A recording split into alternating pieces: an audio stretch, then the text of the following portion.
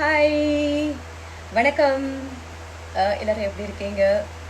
Uh, Today we are going to read chapter 7 from the Sita sister, the city of Ayodhya. I hope you're all enjoying the story, and it's a beautiful novel about Sita's sister, Urmila, wife of Lakshman. Okay, I'll start reading now. Let's read. The city of Ayodhya. She caught sight of the golden domes of Ayodhya from a long distance. There were four of them, like upturned lotuses, shimmering in the daylight. As it drew closer, the palace of Ayodhya glittered overpoweringly in all its brilliance, expanse, and grandeur. Urmila and her sisters had never before seen an edifice of such a blatant magnificence. Its imposing proportions were disconcerting. She wondered how many days it would take for her to get familiar with its vastness. It was nothing like the palace of Mithila, which in comparison seemed like a stately villa, standing tall in the cool hills, simple and sedate in the center of the foliaged wooden garden. And she was already missing it.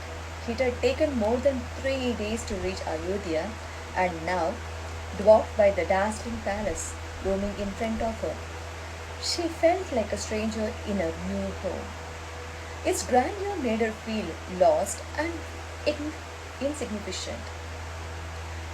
It must be nervousness. Urmila chided herself, but at the moment the only comfort she could draw was from the warmth of his body.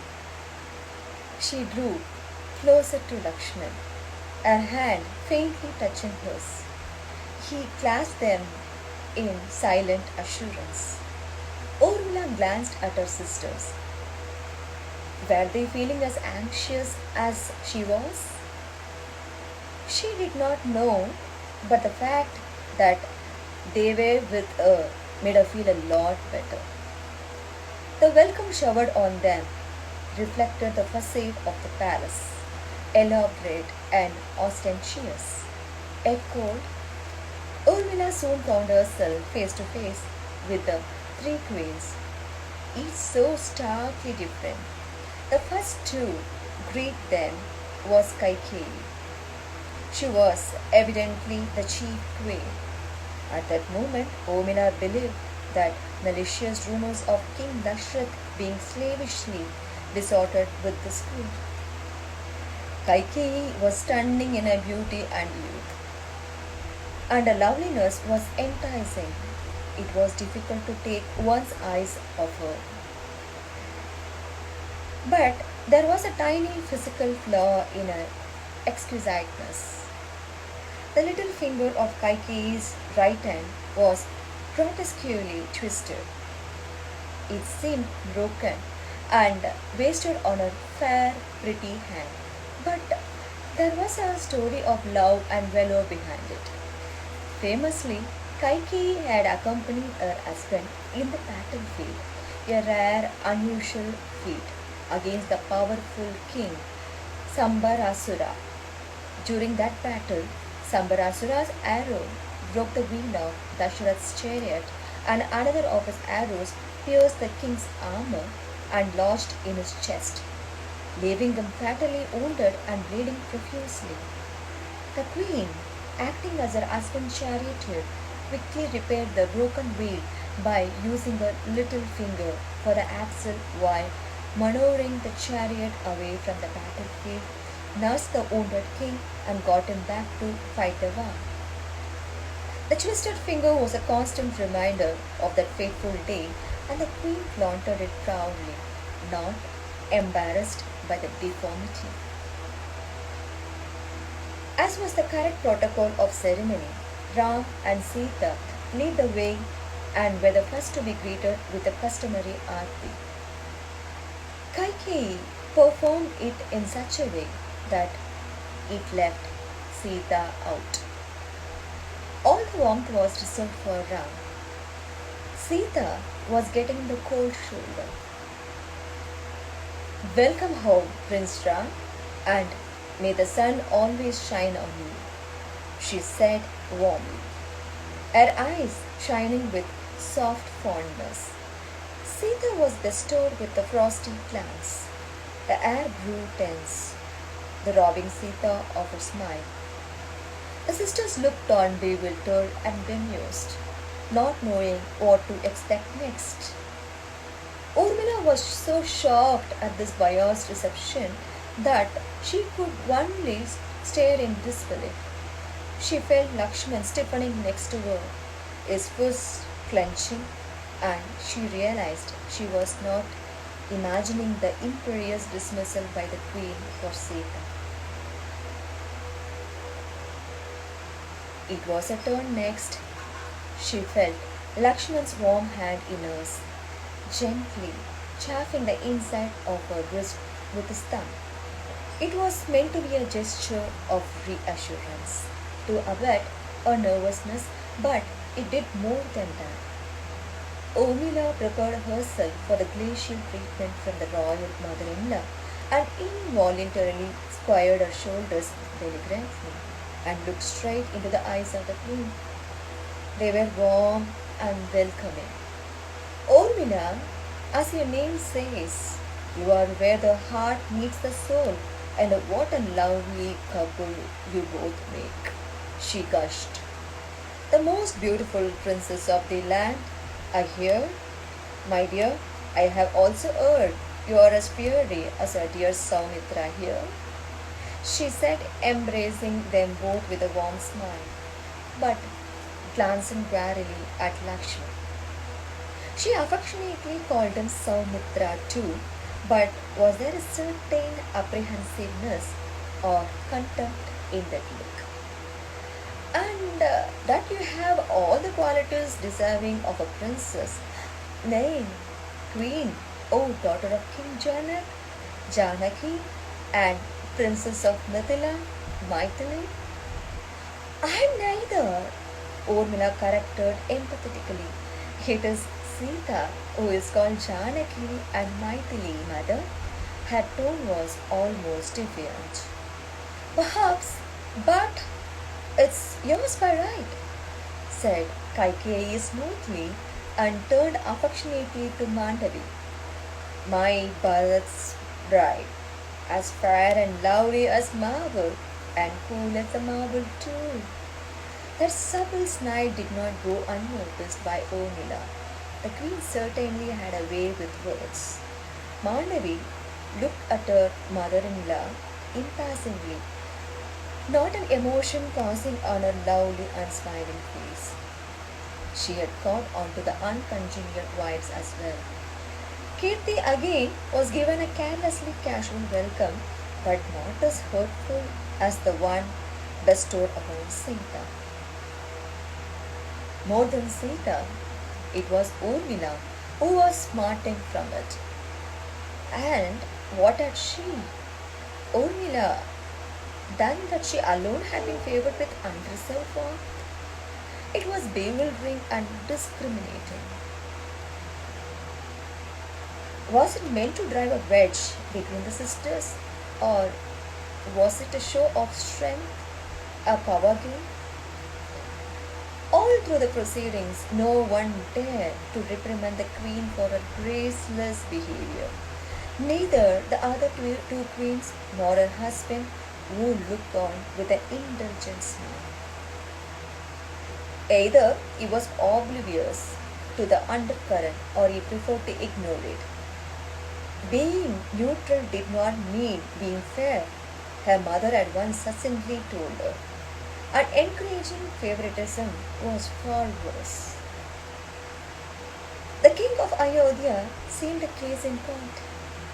Amongst his son, it was clearly who was his favorite, and Kaikeyi was the special one amongst the queens.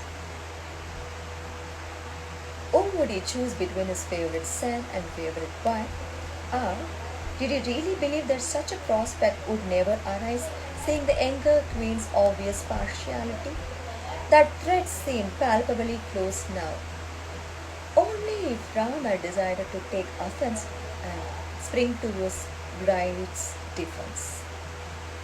Urmila soon became aware of the fact that, like she was observing each member of her new family, she was also being scrutinized very closely. It was an old lady with beady hair and small, sharp eyes with greed in them who kept hovering around Kaikeyi. The prince treated her differentially even though she was not part of the royal family. Was she the queen's favored handmaid? Her stature was higher than that certainly, as was evident from the way she spoke rashly and ordered the other maids around. She had a lot of weight to throw around. Urmila thought nastily, watching her corpulent waist and fat arms, taking an instant dislike to her.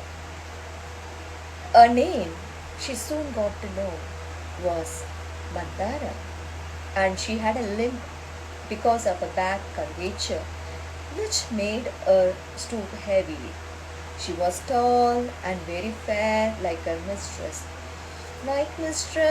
like maid, both arrogant and petty in the limited power they wielded. Kausalya tried to undo the deliberate damage inflicted by the younger queen.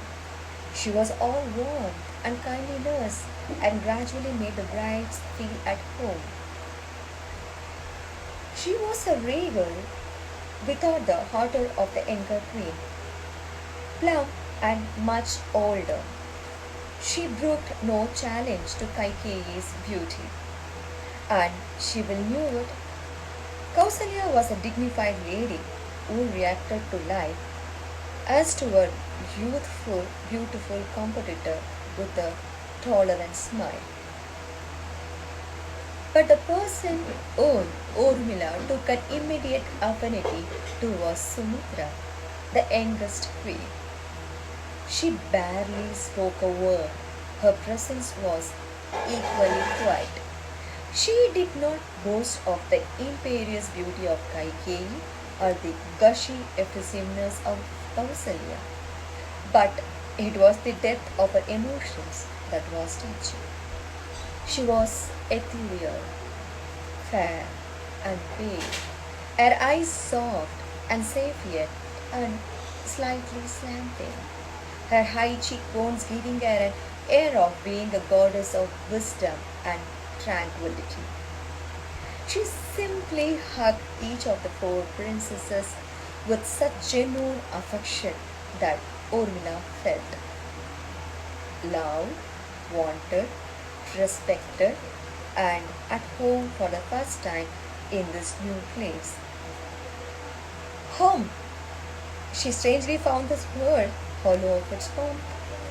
She was filled with the cold anxiety of being suddenly vulnerable, a feeling she could not fathom.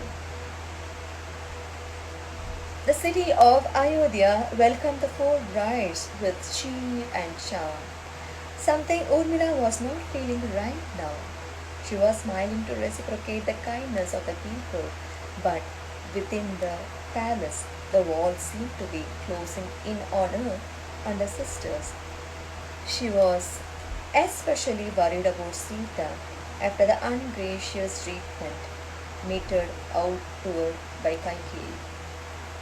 She wanted to meet her in a quiet corner, but there was no such place or opportunity, and she firmly reminded herself that Sita had Brahmana. He was there to protect her like she had Lakshman. Lakshman had seen Ram's injured look when Sita was insulted, but Ram had preferred to remain silent and wished his bride to do the same. But Lakshman harbored no such expectations from his bride. He was as displeased as Urmila, and both simmered in their indignation, each understanding the other's ire and tried to placate each other through wordless, reassuring glances. Along with the individual fieriness and the fierce loyalty for the family, What bound them together was the immense patience and power of endurance. Never for themselves, but for each other and the siblings, he could well imagine and understand what his wife was going through. Her sister's insult was a vilification too, and that doubted the ignominy and pain. He wanted to console her and felt guilty that he could not make her first day in a new home the most blessed day of her life. He noticed a pallid face and could not but compare it with the radiance at the wedding at Mithila. He wished he could bring back that glow. Right now, he knew she was desperate to talk to him, but prudence and protocol restrained them from doing so. Why is the Queen Mother so displeased with Sita? She whispered urgently when she managed to grab a chance to start a quick conversation with him. She will cool down, don't worry. Chinna was all he could whisper back and giving her a chin teasing tweak instead. He hurried to his father who was calling him. As the day darkened into dusk, she found herself feverishly waiting for the night to fall with a sprinkle of twinkling stars. The awaiting night fell late in the evening. After all the rituals were done, the brides were led to the bedchambers, or rather palaces. Omila corrected herself with dry humor. There were palaces within the main palace, and each of the brothers had one, had the three queens. For the wedding festivities, each of them had been pre-decorated with much artistic care, courtesy Shanta's aesthetic eye and endeavor. Like the palace, this wing, which was to be theirs, was overwhelming with its visual extravaganza of bubbling fountains, carved arches, winding stairways, and filigreed balustrades. However, Urmila was in no mood to take in the architectural grandeur of the palace. She had eyes only for him. The day had been fraught with unpleasantness, and she wanted the night to be better, the best. All she had wished throughout the long, trying day was that she could be with him, talk to him, feel him, have him close to her. And now, alone in the bedchamber, filled with the fragrance of rose petals sprinkled carefully on the huge white silken bed, she had that opportunity at last. He was waiting for her, and the moment he glanced up, Urmila, unable to restrain herself, ran to him and threw herself into his arm like no bashful bride would have ever done. She hugged him convulsively, her fingers sinking into his broad back. She looked up into his black smoldering eyes, then softly kissed his shadowed cheeks, nose, his crooked smile and his lips. They were full and warm, the heat between them making them hot and scorching.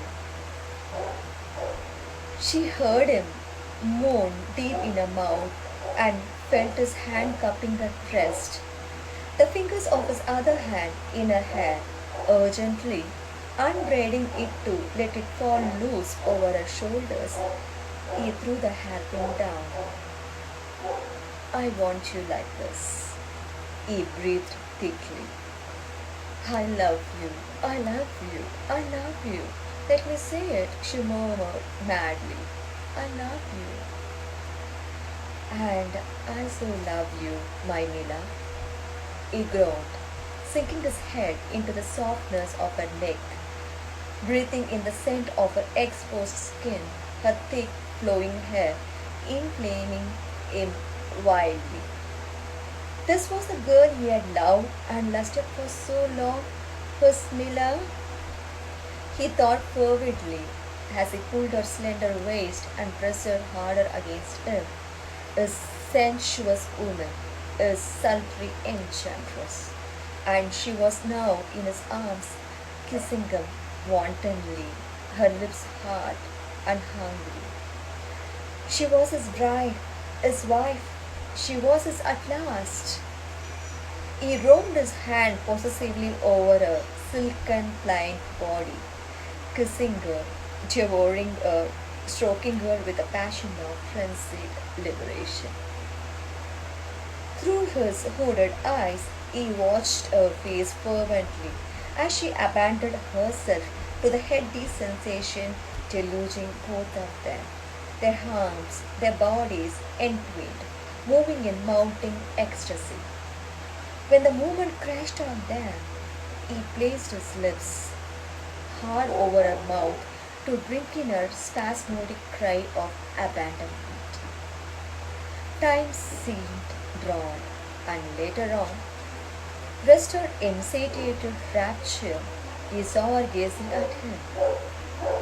She looked languorously beautiful, still breathing heavily. Her hair spilling over the silken sheets, her bare, soft bosom heaving, her lips swollen, her face glistening and flushed a warm peach. In her expression, he read desire, excitement, tenderness, and something else that he knew must be love. He felt a surge of emotion and he gathered her back carefully in his arms, savoring her lusciousness but cautious not to crush it. He felt blissfully calm, stroking her hair gently, running his finger on her bare back. I love her. I want her. I gave her. I have her, he thought, and I have never been happy. They remained long and restful and in each other's arms, listening to the slowing heartbeats, their bodies cleaved together. Then he felt her stirring against him. What does the queen have against Sita? Urmila murmured languidly. He could not help smiling. She will not let go. He felt her wriggle against him, straightening up to look at him closely. No one can dislike Sita. She is the easiest, loveliest person to get along with. What has she done to earn her dislike? She persisted, her chin resting on his chest, staring at him in the moonlit darkness. He ran a hand over his eyes and sighed in resignation. It is nothing personal, she has against your sister, he began. If I can gauge Mother Kaikeyi and the situation correctly, she is miffed before she is miffed because your sisters are not the best choice of brides she would have handpicked for us brothers. She had been bride hunting for long and had big plans for us. Particularly Ram, she wanted the very best for him. But Sita is the best, Urmila retorted with asperity. Again, knowing Ma Kaikeyi, she is dismissive about Sita because she is an orphan, not the true princess of Mithila, like you are. That's why she made it blatantly clear whom she favored more. Ideally, you were more eligible for Ram and not me. I am but a lucky prince, he said solemnly, without losing the twinkle in his eyes. That's why the Bob about you being the deserving queen. He laughed. Oh, I don't want to be queen. I want you. She flashed back indignantly. This is most distressing. But Lakshman had more to tell her. My father must not have at the time an opportunity to include her in the final decision, and that must have really rendered. Her opinion was not sought. Don't worry, she will come around. She is a very emotionally transparent woman who believes in making her feelings known clearly to everyone. She is disappointed, and I'm sure your sisters will be able to woo her with a respective charm like you have already done. He chuckled thoughtfully. And, dear woman, you can start to work your charm on me again. Or do you want to debate all through our first wonderful night together? He drawled, pulling her down against him and brought down her face hard against his lips without giving her a chance to argue further. But Lakshman had underestimated Kaikeyi's ire. Matters had turned for the worst of the next day.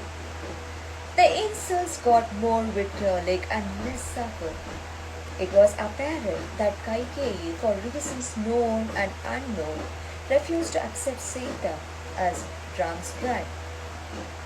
She had put forth the proposal that they must find him another bride and get Ram remarried. Dashrath had apparently agreed to her suggestion. Urmila was flabbergasted. She rushed to her sister's chamber. Sita was alone, as still and silent as the empty room. Ram had been called by his father to discuss some matters. Urmila could correctly guess what that would be: Sita and their marriage. Her sister's stricken face flared upward, tempered anew. How dare they do this to you? Started Urmila furiously. You shall not take it silently anymore. Sita, the gods were mean enough and should have been stopped. They have the audacity to think of remarriage, dismissing you as you were some trophy to be replaced. I won't have it, Sita. And neither will I, Sita retorted grimly. I have married Ram and I know the man I love. He won't abandon me ever. Urmila looked at her uncertainly. He is discussing this with his parents. What if he gets coerced into taking another wife? His family does have such a tradition, she reminded her sharply. Our father-in-law has done it before on the pretext of begetting a child. After Shanta was born from Kaushalya, he had no reason or right to bring Sumitra or Kaikeyi as his queens. But he did. And the other queens accepted this quietly. Yes, it happens in many royal families, but it won't happen with me, said Sita. I shall not allow it. Never, she added fiercely. I know what Ram's reply to his parents will be, but if he does agree, I shall see to it that it does not happen. On what grounds can they do that? That the marriage did not occur at the auspicious hour? Or that Ram as a Mangal dosh? Well, then it should be me who should be protesting the loudest. 4 weddings took place that day. Are they going to annul all 4 and send us sisters packing home? Or are we expected to sit placidly and watch our husbands take a new set of brides? She said scornfully. Do they seriously take us to be such a tame girls who will scurry to obey? Scoffed Urmila in grim agreement. Haven't they realized yet that we are the daughters of Janak and Sunaina, who have been taught to uphold their pride and be courageous? They are so used to being obeyed without any questions that this palace seems to revel in some sort of a benign autocracy. The king said, marry the 4 princes, and the sons obediently did. Without a murmur of protest, she said, "Now the king decrees Ram to marry again. This is time." The arrival of Ram, followed by Lakshman, made her stop. Ram gathered the seam and sealed, unperturbed, looking straight at his wife. His smile of reassurance dispelled all misgivings. Urmila made a move to leave into thing to give the couple their privacy, but Ram stopped her. "Wait, listen to what I have to say. I know you must have been worried about your sister, about all of us," he said calmly. "My father asked me if I wanted to remarry. I unconditionally said no. That the question does not arise. I love Sita and I can never leave her, not for another woman, not for anything. Do you believe I would have abandoned her or I shall in the future?" Urmila was not prepared for this blunt, hard question. As a man who loves his wife, "You would not," she said equably. "But perhaps your other roles, as the eldest son, as the prince of Kosala, or as the heir apparent to the throne, they would have made you think otherwise and made you do so." Her reply had been equally straightforward, but Ram took it with a gentle nod of his head. As Sita's husband and the three roles notwithstanding, of which one is questionable, I would not abandon Sita. "I would never remarry," he replied stoutly. "Never can I do that, especially when we have been brought up by our mother Kaikeyi to believe that having more than one wife is akin to a sin. It's a crime, unfair and unjustifiable. On your spouse, your loved one. It was she who taught us how to respect a woman. We were warned against even thinking of bringing more than one wife into his palace. My father did it in the past, and all the three wives have suffered because of that decision. Who would know it better than our three mothers? We, their sons, have seen their silent pain. They endured more out of royal dignity than charitable tolerance. But it was Mother Kaikeyi who taught us how to love, respect, and be loyal, especially to a life partner." Urmila was surprised at his words but still looked unconvinced. Then, why did the issue of remarriage come up? What has Sita done to suffer his ignominy? She insisted. Why the snide remarks, the discourtesy that she was welcomed with? Because, very simply, Mother Kaikeyi was worried that my Mangal Dosh at the delay of our Mahurat might work adversely for me. That it would eventually kill me, said Ram quietly. She was worried, and this miscommunication happened because things happened too fast. It was an anxious, worried mother you saw reacting, Urmila. Please, don't harbor any ill feelings towards her. She overreacted and vented her ire on Sita, whom she naturally assumed to be the cause of the problem. I'm here to apologize not just to Sita, but to you and your sisters too, as inadvertently I have been responsible for their hurt and unhappiness. No, dear son, you need not apologize on my behalf. A voice sharply interrupted them. Kaikeyi was standing at the doorway, beautiful and regal, her face softened with guilt and regret, much to Urmila's disbelief. It is I who misconstrued a lot of things because of my ego and temper, and as a mother, a queen, an elder of the family, it is inexcusable. Ram has a more kind explanation for my irresponsible, insensitive behavior, but I realize I have done indefensible damage. She turned to Sita. I have hurt you with my thoughtless behavior, and no words of regret and apology can mend the wound. But if you can, dear daughter, please forgive this old lady her transgressions. Saying so, she folded her hands in silent appeal. Sita looked distinctly uncomfortable. So did Urmila. The moment was awkward and getting disconcertingly stretched. Sita's next words thawed the discomforting silence.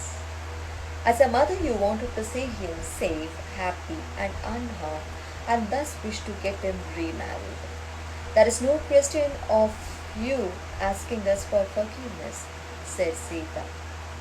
No mother wishes any harm to befall her child, and whatever you did was to protect Ram. Please do not be further upset about this. Urmila could only look on with shock and wonder and a grudging respect for the queen. If Kaikeyi had been prejudiced about Sita, Urmila could be accused of the same. Watching her humbly apologizing to the younger woman, Urmila felt a twinge of penitence on having nursed biased thoughts about earth and Ram. It was her turn to beg for pardon. But Ram's next words stopped her again. No, don't think of it, Urmila. You had a right to question my motives and that of my mother. You were defending your sister, and I know very well the extent you would go to protect her. Can I ever forget how you had whipped out Lakshman's dagger to kill him? You didn't spare him either. So, who am I? He asked in mock horror, genuine enjoyment twinkling in his eyes as he recalled the incident at the palace garden of Mithila.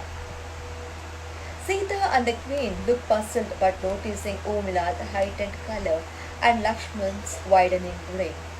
All the queen said was, "Oh, she is a bloodthirsty, knife-brandishing warrior too, is she?" She chuckled. "I won't be too inquisitive of what happened, but this girl can make my Saumitra smile. And what could be better than that? A spouse who can bring out the best in you." The tension had eased considerably, making way for a fairly jolly mood. All seemed almost normal. They were all smiling again. Kaikeyi gave her a long look, and with a smile that did not quite reach her eyes, said gently, "Urmila, you remind me of myself of so many years ago. We are, though you may not agree, quite alike. Welcome home once again, princess." Was that a compliment or a passing regret? Urmila wondered in rising bewilderment, the answer to which question she would get 14 years later. Of course, I'm done with today's chapter, the city of Ayodhya, and it's the time for me now to explain you all in my mother tongue, Tamil. இப்போ தமிழில் கதை படிப்போமா? The city of Ayodhya, Sita sister. இந்த கதை முழுக்க முழுக்க லக்ஷ்மணனுடைய மனைவி, சீதாவுடைய தங்கை, ஜனக மகாராஜாவுடைய பிறந்த ஊர்மிளாவை பற்றிய கதை. ஸோ ரொம்ப ரொம்ப இன்ட்ரெஸ்டிங்காக எனக்கு இருந்துச்சு. அதை தான் நானும் உங்கள்கிட்ட ஷேர் பண்ணிக்கிட்டு இருக்கேன்.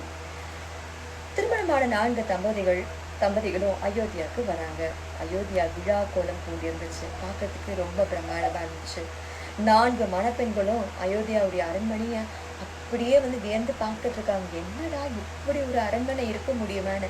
இருந்தாலும் மனசுக்குள்ள என்னதான் இருந்தாலும் நம்ம மித்திலாவுடைய அரண்மனை மாதிரி வருமா, என்ன இது கொஞ்சம் உயரமா இருக்கு, கம்பீரமா இருக்கு, மற்றபடி என்ன இருக்கு அப்படின்னு மனசுக்குள்ள நினைச்சுக்கிட்டாங்க. ஆனா இந்த அரண்மனையை அலங்காரம் பண்றதுக்கு இவங்களுக்கு எத்தனை நாள் ஆகியிருக்குமோன்னு தெரியாத அளவுக்கு அவ்வளவு அலங்காரங்கள் செய்யப்பட்டிருந்தது. ஊர் மக்களை கூடியிருந்தாங்க இந்த 3 இளவரசிகளையும் வரவேற்பதற்காக, இந்த 4 இளவரசிகளையும் வரவேற்பதற்காக. ரொம்ப அழகான மணப்பெண்கள். அவங்க மித்திலாவிலேருந்து அயோத்தியாவுக்கு வர்றதுக்கே 3 நாள் ஆச்சு. இப்போ மாதிரியா நமக்கு ஃப்ளைட்லாம் இருக்கிறதுக்கு உடனே இப்போ கல்யாணம் ஆச்சுன்னா 1 மணி நேரத்தில் போய் நம்ம வீட்டில் போய் இறங்குறதுக்கு அப்போல்லாம் ரொம்ப நாள் ஆகும். 3 நாள் ஆச்சு அயோத்தியாவுக்கு வர்றதுக்கு. 3 மகாராணிகளும் இந்த தம்பதிகளை வரவேற்கிறதுக்காக காத்துட்டு இருந்தாங்க. கௌசல்யா, கைகேயி, சுமித்ரா. இதுல கைகேயி முதல்ல நின்றுட்டு இருக்காங்க. அப்பதான் உர்மிளாவுக்கு மனசுக்குள்ள ஒரு விஷயம் ஓடுச்சு. எல்லாரும் சொல்றது உண்மைதான் போட்டிருக்கு. தசரத மகாராஜா என் மாமனார் கைகேயி என் மாமியார் கிட்ட மயங்கி இருக்கிறது. ஏன்னா அவ்வளோ பொண்ணு அழகு, யாராலையும் அவங்க கிட்ட வச்ச கண்ணை எடுக்கவே முடியாது, அவ்வளோ அழகா இருந்தாங்க. ஆனா ஒரு சின்னோண்டு ஒரு குறை இருந்துச்சு. என்னன்னு பார்த்தா அவங்க சுண்டு விரல் மட்டும் உடஞ்சிருந்தது. என்னன்னு பார்த்தா ஒரு தடவை தன்னுடைய கணவர் தசரதரோட இவங்க போர்க்களத்துக்கு போயிருந்தாங்க. சம்பராசுரா அப்படிங்கிற ஒரு ராஜாவோட சண்டை போடும்போது திடீர்னு அந்த ராஜா அம்பு விடுக்க தேர் சக்கரமா உடஞ்சிருச்சு. தன்னுடைய கணவனும் அடிபட்டு கீழே விழுந்துட்டாரு.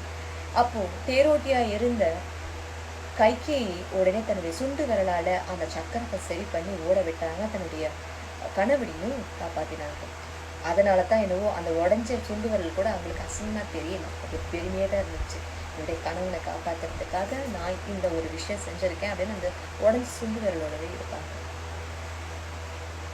இதெல்லாம் ஒரு பக்கம் இருக்கு. முதல் வரவேற்பு ராமருக்கும் சீதாவுக்கும். ராமரை பார்த்த உடனே கைகேயிக்கு ரொம்ப சந்தோஷம். வாராமா, உன்னை என்னைக்குமே கடவுளை ஆசீர்வதிக்கட்டும், எல்லாரும் உன் மேல போயிட்டுன்னு சொல்றாங்க. ஆனா சீதாவை உங்க மக்களா பார்த்துட்டு யார் இவ அப்படிங்கிற மாதிரி ஒரு மாதிரி பார்த்துட்டு நீ நல்லா இருப்ப அப்படின்னு சொல்லிட்டு போயிட்டாங்க. ஊர்மிளாக்கும் மற்ற சகோதரிகளுக்கும் ஒண்ணுமே புரியல, ஏன் இந்த மாதிரி சீதாவை மட்டும் ஒதுக்கிட்டாங்க அப்படின்னு. ஊர்மிளா இதே மாதிரி மரியாதை தான் நமக்கு கிடைக்க போகுதுன்னு நினைக்கிறேன். ஆனா வேற மாதிரி கிடைச்சது. ஊர்மிளா எங்க மகாராணி, ஜனகருடைய மகள் ஜானகி, மைதிலி நீதானே அப்படின்னு சொல்ல, இல்ல நான் கிடையாது, ஜானகி மைதிலி எல்லா பேருமையும் சீதாவுக்கு தான், நான் ஊர்மிளா தான் அப்படின்னு சொல்ல, இல்ல அது எப்படி ஆக முடியும், நீதானே ஜனகருடைய உண்மையான மகள், இந்த பட்டத்துக்கெல்லாம் சொந்தக்காரி நீதானே அப்படின்னு சொல்ல, இல்ல அப்படின்னு சொன்னாங்க. இது எல்லாமே மற்ற சகோதரிகளுக்கும் ஒரு மாதிரியாவே இருந்துச்சு. லக்ஷ்மணனுடைய முகமும் பாடி போச்சு. சரி, பரதன் கிட்ட என்னுடைய மருமக, என்னுடைய பரதனுடைய மனைவி அப்படின்னு வரவேற்றாங்க. அதே போல கிருபா கிட்ட போயிட்டு அவங்க என்ன சொன்னாங்க, கீர்த்தி கிட்ட போயிட்டு சத்ருகனாவுடைய மனைவின்னு சொல்லி சாதாரண வரவேற்பு மட்டும் கொடுத்தாங்க. ஒரு வழியா இந்த 4 இளவரசிகளும் அழகான மணப்பெண்களா இந்த அரண்மனைக்குள்ள கால் எடுத்து வச்சாங்க. பார்க்கறதுக்கே பிரம்மாண்டம் இருந்தாலும் ஊர்மிளாவுடைய மனசுக்குள்ள பல கேள்விகள் ஓடிக்கிட்டே இருந்தது. அப்போ திடீர்னு ஒரு கூன் விழுந்த ஒரு பெண்மணி வரதை பார்த்தாங்க. பார்க்கறதுக்கு நல்ல சிவப்பா உயரமா கூன் விழுந்திருந்தது. ஒரு மாதிரி குறுக்குறுன்னு பார்த்துக்கிட்டே இருந்தாங்க. அப்பதான் தெரிஞ்சது அது கைகேயியோட பணிப்பெண் அப்படின்னு சொல்லிட்டு. ஆனா பணிப்பெண் மாதிரி நடந்துக்கிறதே இல்லையே, அவ்வளோ அதிகாரம், மற்ற பணிப்பெண்கள் எல்லாம் அவ்வளோ அதிகாரம் பண்ணிக்கிட்டு இருக்காங்க. ஆமா, முதலாளி மாதிரி தானே வேலைக்காரியும் இருக்கும், வேலைக்காரி மாதிரி தானே முதலாளியும் இருக்கும் அப்படின்னு மனசுக்குள்ள நினைச்சுக்கிட்டாங்க. ஏதோ ஒரு வழியோ இந்த இளவரசிகள் ஒவ்வொருத்தரும் அவங்கவுங்க அரண்மனைகளுக்குள்ள செட்டில் ஆயிட்டாங்க. அவங்கவுங்க தனி அரண்மனைகளுக்குள்ள, அந்த பெரிய அரண்மனைக்குள்ள சின்ன சின்ன அரண்மனைகள். ராமுக்கு ஒரு அரண்மனை, லக்ஷ்மணனுக்கு ஒரு அரண்மனை, சத்ருகனுக்கு ஒரு அரண்மனை, பரதனுக்கு ஒரு அரண்மனை, தனித்தனி அரண்மனைகள். இரவு பொழுது வந்துச்சு. முதல் இரவு. சரி, நாள் பொழுதுதான் இப்படி போயிடுச்சு, இரவு நேரமாவது மென்மையா இருக்கணும் அப்படின்னு ஊர்மிளாவுடைய ஆசை. அதே போல லக்ஷ்மணன் முதலிரவு அறைக்குள்ள வந்த உடனே எந்த மணப்பெண்ணும் செய்யாத அளவுக்கு ஊர்மிளா ஓடி போய் தழுவிக்கிட்டு லக்ஷ்மணனை அணைச்சு எல்லா முகத்துல முகத்தை உற்று நோக்கி என்னுடைய லக்ஷ்மணன் பார்க்க, லக்ஷ்மணனும் என்னுடைய ஊர்மிளான்னு பார்க்க முதலிரவு ரொம்ப அழகா இனிமையா போச்சு.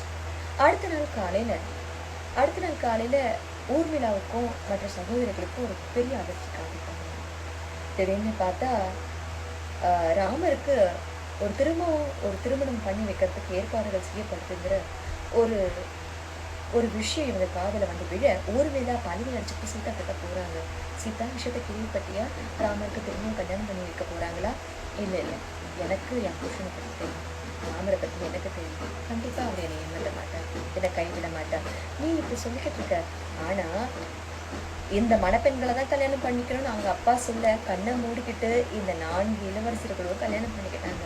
திரும்பவும் தன்னுடைய அப்பா வேற ஒரு பொண்ணை கல்யாணம் பண்ணிக்கணும்னு சொன்னா அப்ப இந்த இளவரசர்கள் என்ன பண்ணுவாங்க? ஆமான்னு தானே தலையாட்டுவாங்க. அப்ப நம்ம நிலைமையெல்லாம் என்ன அப்படின்னு கேட்க அப்படி ஒரு நிலைமை வராது. கண்டிப்பா என் கணவர் அப்படி சொல்ல மாட்டாரு. என் கணவர் என்ன சொல்லுவாருன்னு எனக்கு தெரியும். ராம் அப்படி செய்ய மாட்டாருன்னு உறுதியா சொல்றேன். ஒருவேளை அப்படி சொன்னா நான் கேள்வி கேட்பேன். அது எப்படி அப்படி செய்ய முடியும்? நல்ல நேரத்துல கல்யாணம் நடக்காம போனதுக்காக நீங்க திரும்பவும் ராமுக்கு கல்யாணம் பண்ணி வைக்க போறீங்களா? இல்ல ராமுக்கு செவ்வாய் தோஷம் இருக்கிறதுனால திரும்ப கல்யாணம் பண்ணி வைக்க போறீங்களா? அப்படின்னா கேள்வி கேட்க வேண்டியது நான் இல்லையா? நீங்க ஒண்ணும் இல்லையே. அப்படின்னா இதெல்லாம் வாயை மூடிட்டு இருக்கணுமா? மிथिलाவுடைய இளவரசிகள் சொன்ன பேச்சை கேட்பாங்க. அவங்க மீறி எதுவும் நடக்க மாட்டாங்கிறதுக்காக நம்மளாம் உண்மையாவே இருக்க முடியும் அப்படின்னு சொல்லிக்கிட்டு இருக்கும்போதே ராம் லக்ஷ்மணன் 2 பேரும் வராங்க. லக்ஷ்மணன் ஊர்மிளாவை ஒற்று பார்த்தாங்க. ராம் வந்த பிறகு சரி சீதாவையும் ராமையும் தனியா விடலாம்னு நினைச்சுக்கிட்டு ஊர்மிளா நகர்ந்து போக ஊர்மிளாவை ராம் தடுத்து நிறுத்தினாரு. நில்லு ஊர்மிளா, உங்ககிட்டையும் கொஞ்சம் பேசணும். நீ எதுக்காக இவ்வளோ பதட்டத்தோட இருக்கேன்னு தெரியும். நான் கல்யாணத்துக்கு போட்டுக்கிட்டு இருப்பேன் நினைச்சியா? எப்படி உன்னால அப்படி நினைக்க முடிஞ்சது ஊர்மிளா? என் சீதாவை தவிர வேற யாரையுமே என்னால மனசால நினைக்க முடியாது. இந்த ஜென்மத்துல சீதா மட்டும்தான் என் மனைவி. வேற யாரையுமே திரும்ப கல்யாணம் பண்ணிக்க மாட்டேன். என் அப்பா பண்ண தப்ப திரும்ப பண்ணுவேன் தானே நீங்களாம் நினைச்சீங்க? என் அப்பா 3 பேரை கல்யாணம் பண்ணிக்கிட்டாரு. அதனால கஷ்டப்பட்டது எங்க அம்மாக்கள் தான். அந்த அந்த வலி வேதனை என்னங்கிறத மகன்களா இருந்து நாங்க பார்த்தோம். அதே வலி வேதனையை எங்க மனைவிகளுக்கு நாங்க கொடுக்கறதுக்கு நாங்க விரும்ப மாட்டோமே. அதுவும் குறிப்பா சீதாவுக்கு என்னால கொடுக்கவே முடியாது. அதனால கண்டிப்பா நான் ஒரு திருமணம் செய்ய மாட்டேன். அப்போ ஊர்மிளாவுக்கு தோணுச்சு, அப்படி இருக்கும்போது கைகேயி அம்மா மட்டும் ஏன் அப்படி சீதா கிட்ட அப்படி நடந்துக்கணும்? மன்னிச்சிரு, சீதா கிட்ட அப்படி நடந்துக்க கூடாது. ஒருவேளை செவ்வாய் தோஷம் இருக்குது அப்படிங்கிறதுனால ஏன் இப்படி கேர்லெஸ்ஸா இப்படி சீக்கிரமா கல்யாணம் பண்ணி வச்சுட்டாங்கிற கோபத்துல சீதாவை உதாசீனப்படுத்திருப்பாங்களே தவிர வேற எதுவும் கிடையாது. ஒரு அம்மாவை அப்படி நினைச்சாங்க, வேற ஒன்றும் இல்லை. அவங்கள மன்னிச்சுன்னு சொல்றதுக்குள்ள கைகேயி வந்தாங்க. ராம், நீ மன்னிப்பு கேட்கணும், நான் தான் மன்னிப்பு கேட்கணும். இது எல்லாத்துக்குமே நான் தான் காரணம்.